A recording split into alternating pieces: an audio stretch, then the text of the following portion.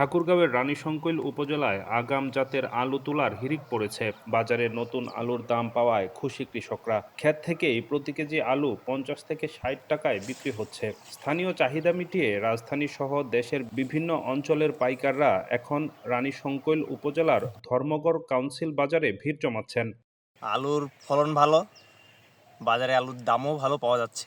আলুর ক্ষেত প্রতি বিঘায় খরচ হয় ৬০,০০০, বিক্রি হয় ৯০,০০০। জেলা কৃষি সম্প্রসারণ অধিদপ্তর থেকে জানিয়েছে, জেলা জুড়ে ডায়মন্ড, অ্যাস্টেরিক ও কার্টিনাল নামের আগাম জাতের আলু চাষ করা হয়েছে। এ তিন জাতের আলু রোপণে ৫৫ থেকে ৬০ দিনের মাথায় বিক্রির উপযোগী হয়। জেলায় চলতি মৌসুমে ২৭,৫০০ হেক্টর জমিতে আলু চাষের লক্ষ্যমাত্রা নির্ধারণ করা হয়েছিল। এখন পর্যন্ত আগাম আলু চাষ হয়েছে ২,৭০০ হেক্টর জমিতে। এবছর আগাম আলুর ফলন ভালো হয়েছে এবং দামও ভালো।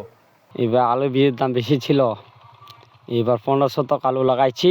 এবার আলুর দাম বেশি হবে, বেশি টাকা পাবো। বিঘা মাটি আলু লাগাইছি, ৮০,০০০ টাকা খরচ হয়ে যায়। দাম থাকলে একটা ভালো দাম পাবো।